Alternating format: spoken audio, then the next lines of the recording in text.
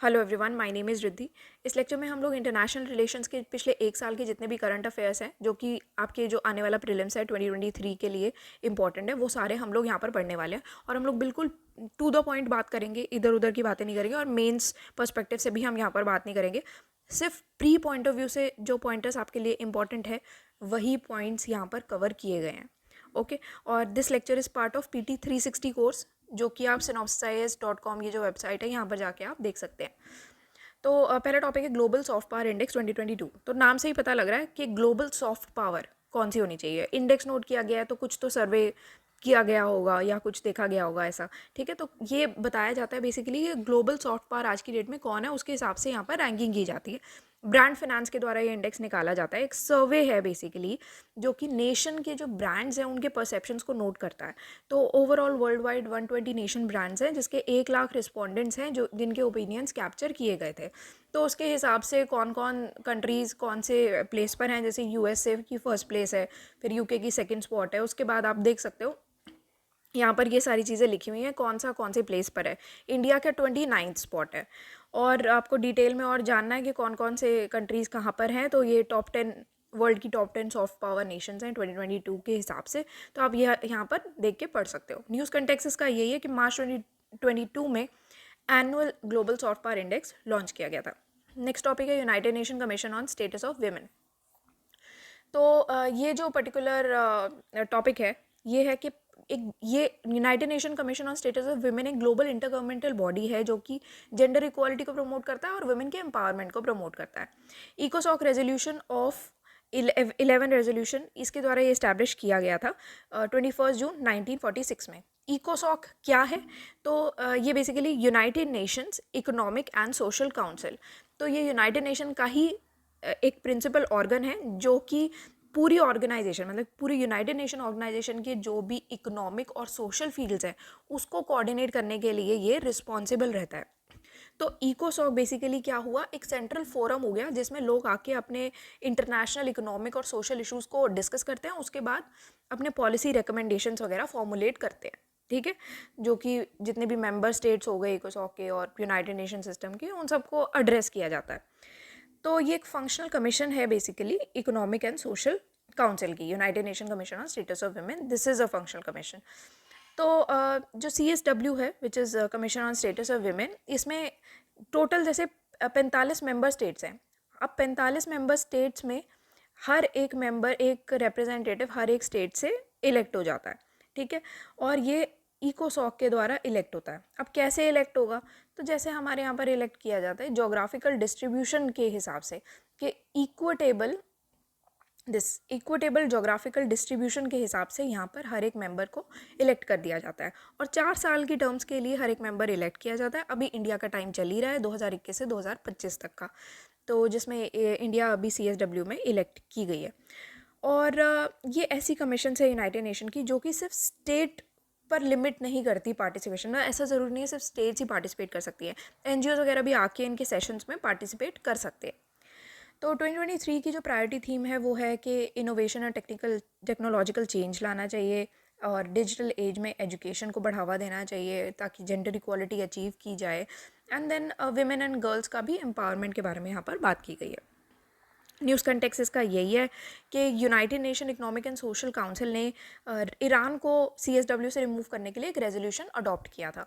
तो ये रेजोल्यूशन किसके द्वारा अडॉप्ट किया गया था, कि किसने फेवर में वोट किया, किसने अगेंस्ट में वोट किया, कौन एब्सेंट थे, तो ये सारे चीज़ें आप पढ़ सकते हो। बट इंडिया जो है वो 16 जो ऐसी कंट्रीज थी जो कि एब्सेंट थी, तो एब्सटेंशंस में इंडिया आती है।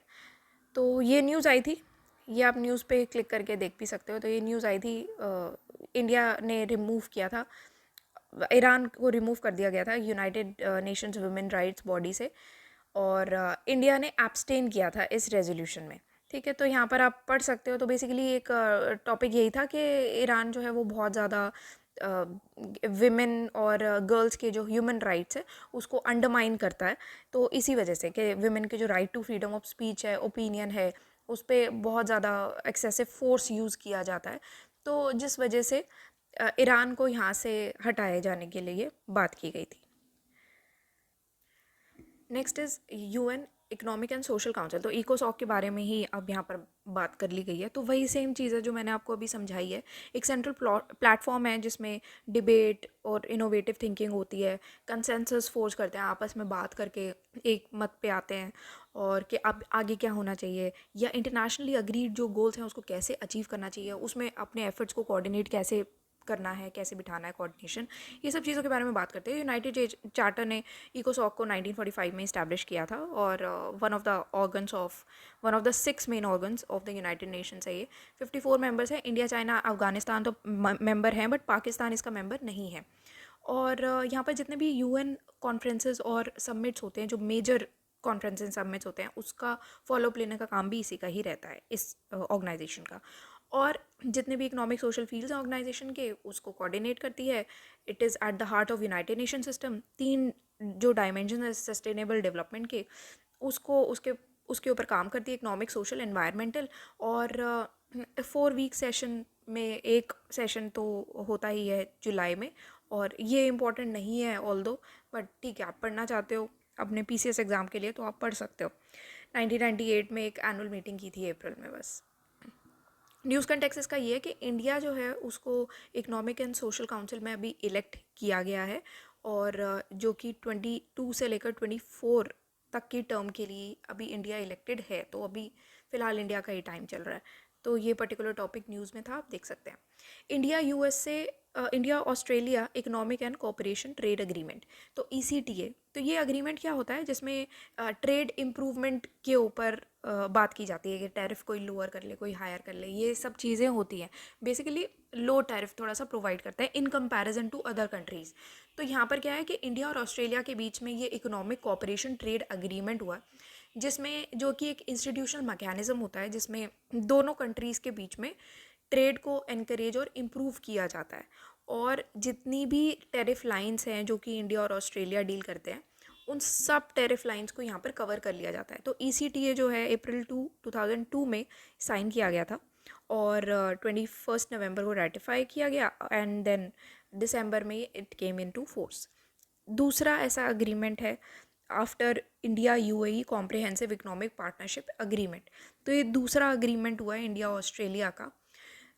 तो India Australia economic and cooperation trade agreement अभी फोर्स में आया था। न्यूज़ कंटेक्स्ट का यही है। प्रेफरेंशियल मार्केट एक्सेस ऑस्ट्रेलिया के द्वारा प्रोवाइड किया गया इंडिया को on 100% of its tariff lines, ठीक है, इंक्लूडिंग जो कि लेबर इंटेंसिव सेक्टर्स को भी इंक्लूड करता है, of export interest to India.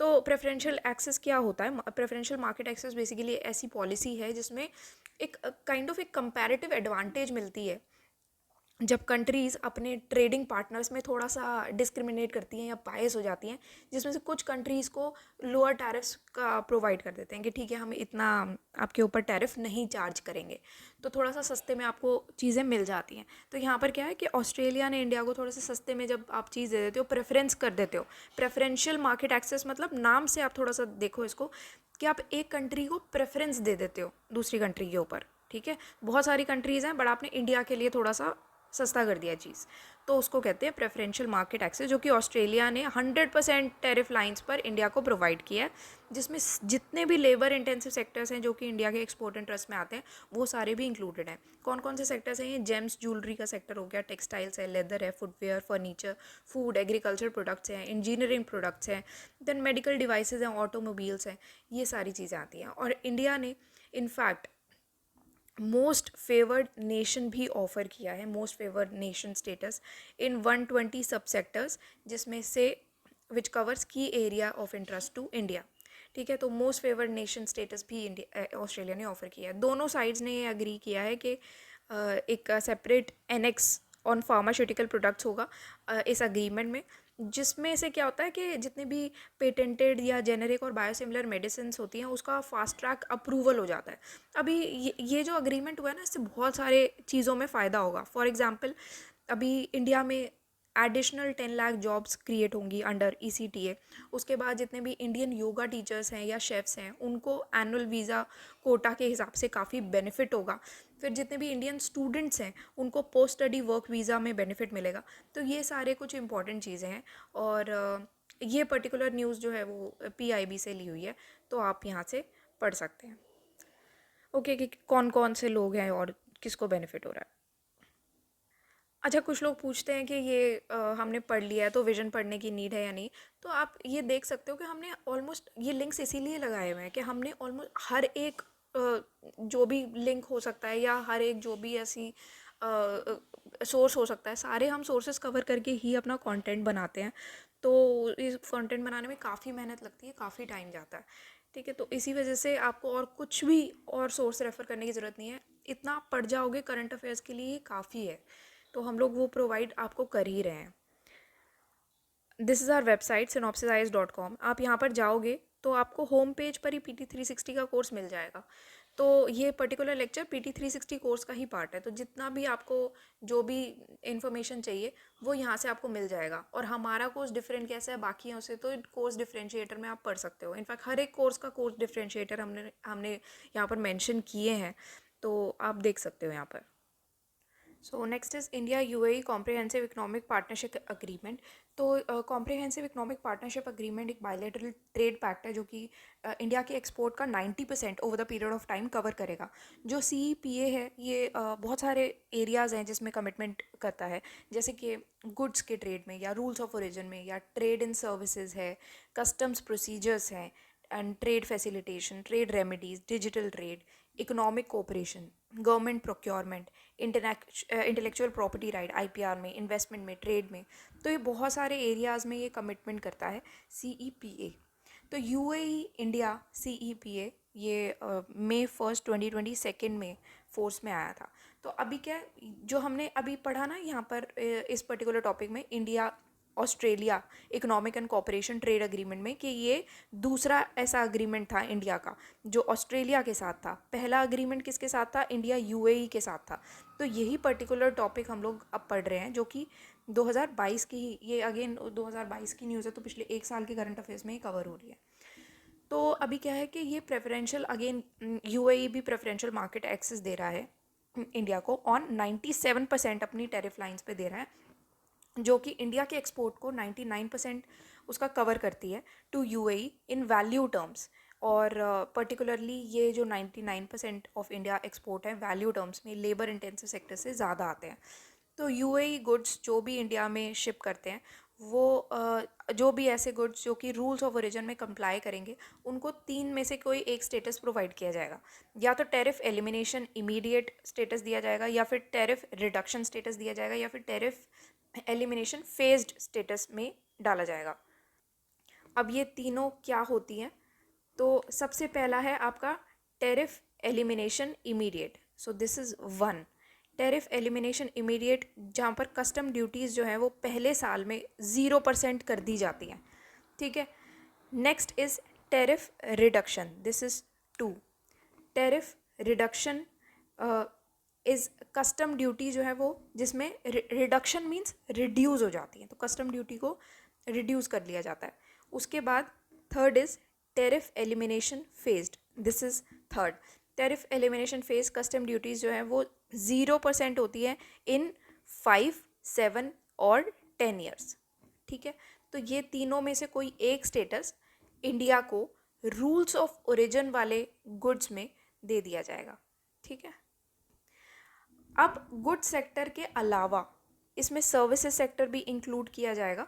तो न्यूज़ कॉन्टेक्स्ट इसका ये था कि इंडिया UAE उनको अपना जो रिलेशनशिप है वो यूज़ करना चाहते हैं ये, कि ताकि वर्ल्ड को चेंज किया जा सके।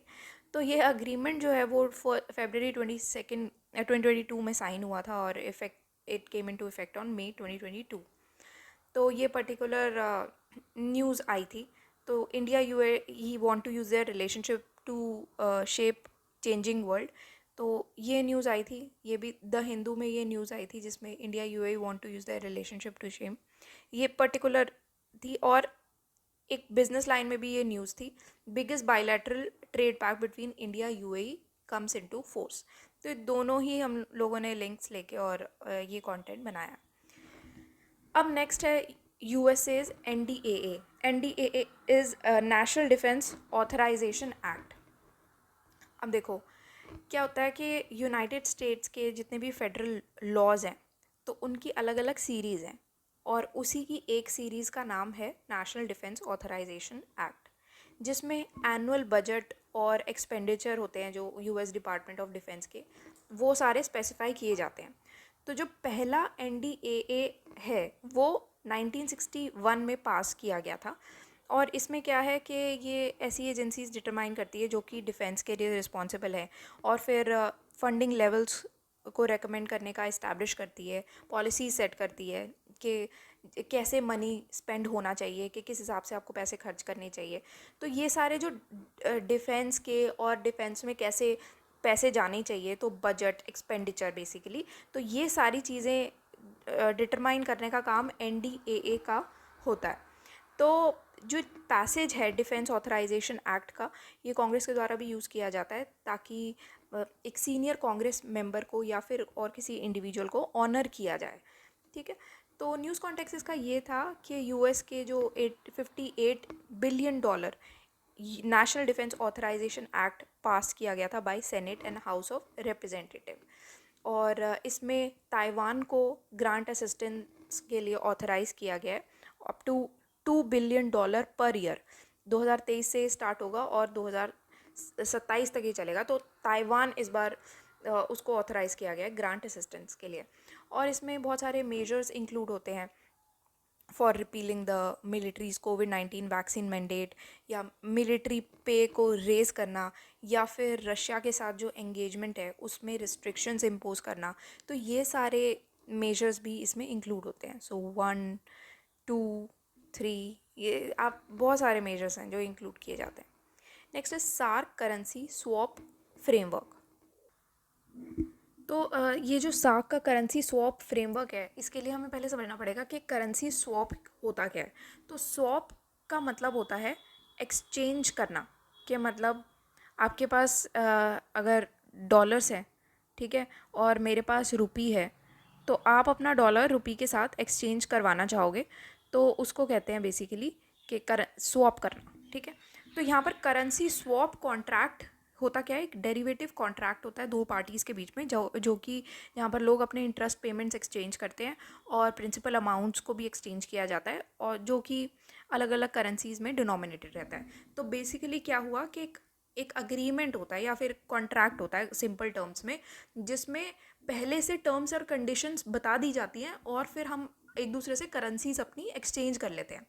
और ये फैसिलिटी जो है वो बेसिकली एक स्वैप सपोर्ट प्रोवाइड करती है। अभी ये जो कंटेक्स्ट है ना सार्क करेंसी स्वैप फ्रेमवर्क में, इसमें क्या होता है कि एक फैसिलिटी प्रोवाइड की जाती है स्वैप सपोर्ट के लिए, कि एक स्वैप सपोर्ट जो एक ऑल्टरनेटिव सोर्स ऑफ फंडिंग बनता है short term foreign exchange liquidity requirements के लिए। तो ये क्यों किया जाता है, तो जैसे 2020 में भी आरबीआई ने करेंसी स्वैप अग्रीमेंट किया था, जिसमें आरबीआई ने श्रीलंका को $400 मिलियन दिए थे। तो ये जो सेंट्रल बैंक्स होती हैं, गवर्नमेंट्स होती हैं, ये करेंसी स्वैप्स में इसलिए एंगेज करती हैं अपने फॉरेन काउंटर पार्ट से, जैसे पहले श्रीलंका से किया, अभी इसमें ये मालदीव्स के साथ कर रहे हैं। तो ये क्यों किया जाता है, ताकि जो short term foreign exchange liquidity requirements हैं उसको थोड़ा काउंटर किया जाए। ठीक है, ताकि एक एडिक्वेट फॉरेन करेंसी को इंश्योर किया जाए, आपका कोई बैलेंस ऑफ पेमेंट क्राइसिस ना हो जाए, वो इंश्योर किया जाए। ठीक है, ताकि एक लॉन्ग टर्म अरेंजमेंट्स चलते रहें, एक स्मूथ चीज़ें चलती रहें, और इन स्वैप ऑपरेशंस में कोई भी एक्सचेंज रेट या कोई मार्केट रिस्क नहीं होता। क्यों? क्योंकि ट्रांजैक्शन टर्म्स पहले से ही एडवांस में सेट हो जाती हैं। क्यों? मैंने क्या कहा कि ये फ्रेमवर्क में क्या होता है कि पहले से ही आपकी टर्म्स एंड कंडीशंस जो होती हैं वो सेट होती हैं, उसके बाद ही ये एक्सचेंज होता है, तो कोई भी करेंसी रिस्क वगैरह ये सब नहीं रहता है।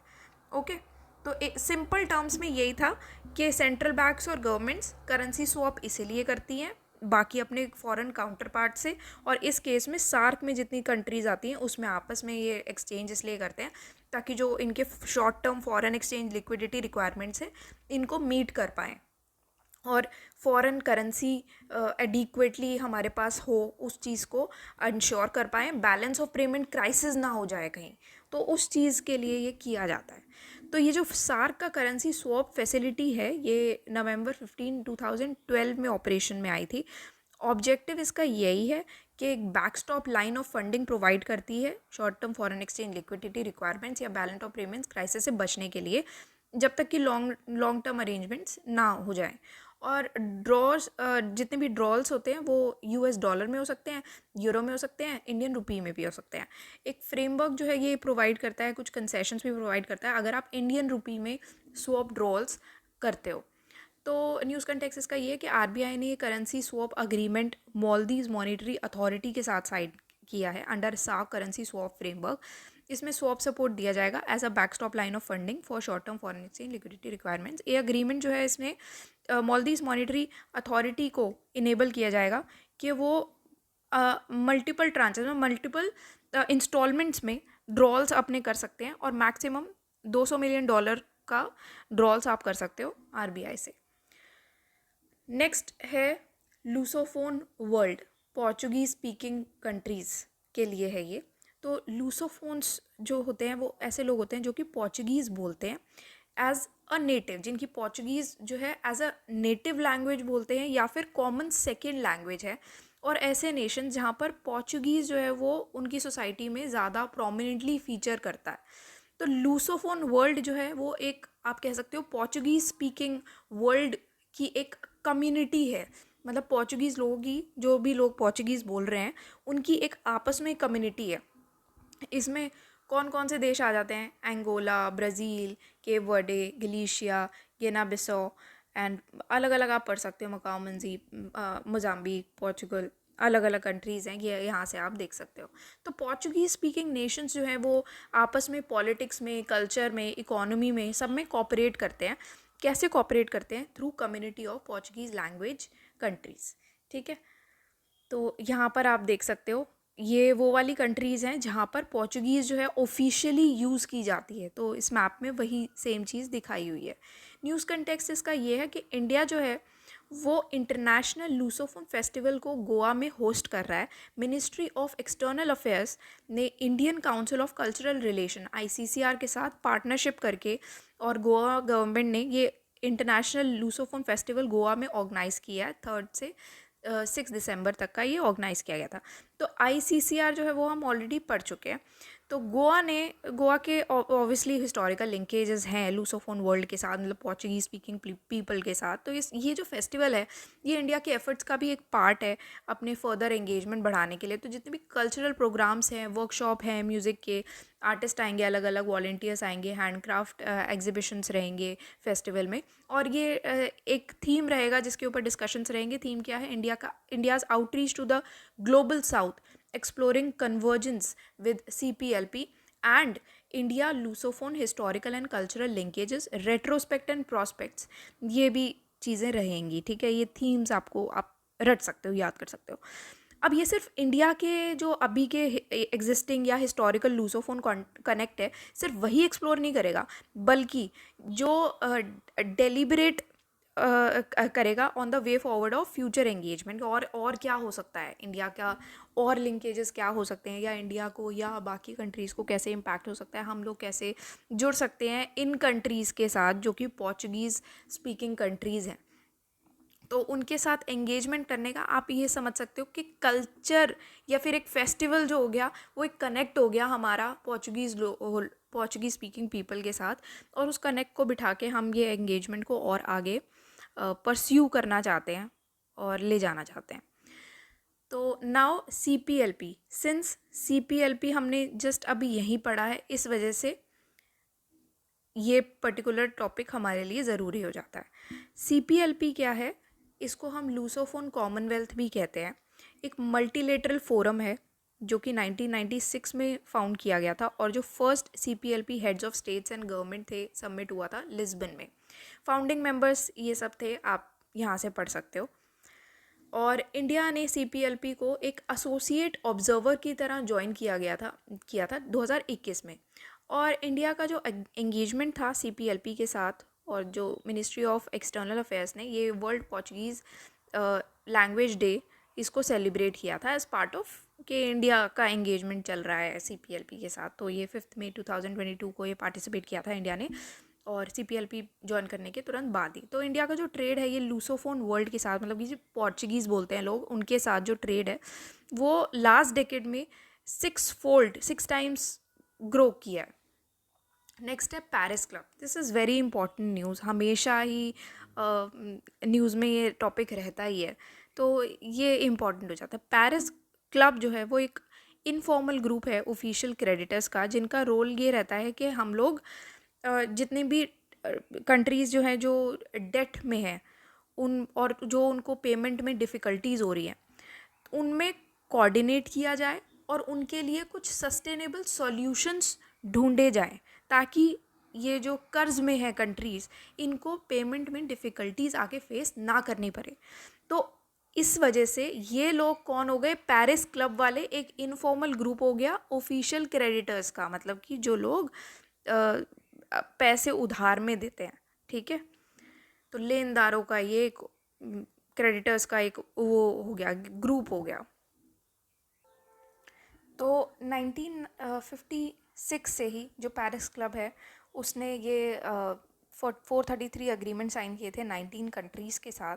और पेरिस क्लब जो है ऑफिशियली 1956 में क्रिएट हुआ था, जब पहला नेगोशिएशन हुआ था अर्जेंटीना और उनके पब्लिक क्रेडिटर्स के साथ, ये पेरिस में हुआ था।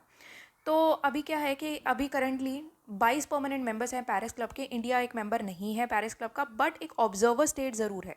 बहुत सारे ऐसे ऑब्जर्वर्स हैं क्लब में, जैसे कि वर्ल्ड बैंक है, IMF है, OECD, देन UNC, टैड एंड ADB, ये सारे ऑब्जर्वर्स हैं क्लब में। अब देखो, जैसे जो कंट्रीज़ ऐसी होती हैं जिन्होंने उधार ले रखा है, जो डेटर कंट्रीज़ होती हैं, वो कुछ रिफॉर्म्स उन्होंने अंडरटेक किए कि रिफॉर्म्स बनाए या रिफॉर्म्स करने की कोशिश की, ताकि अपने जो मैक्रो इकोनॉमिक है उसको थोड़ा सा स्टेबलाइज और रिस्टोर कर लें, और अपनी फाइनेंशियल सिचुएशन को भी थोड़ा सा रिस्टोर किया जाए, थोड़ा सा मेकअप किया जाए बाद में। तो उस करके पेरिस क्लब के जो क्रेडिटर्स हैं, जो लेनदार हैं, वो एक अप्रोप्रिएट डेट ट्रीटमेंट इनको प्रोवाइड करते हैं in the form of rescheduling, मतलब कि थोड़ा सा पोस्टपोन कर लेते हैं कि चलो बाद में दे देना, आज नहीं है पैसे, चलो कोई बात नहीं कल दे देना।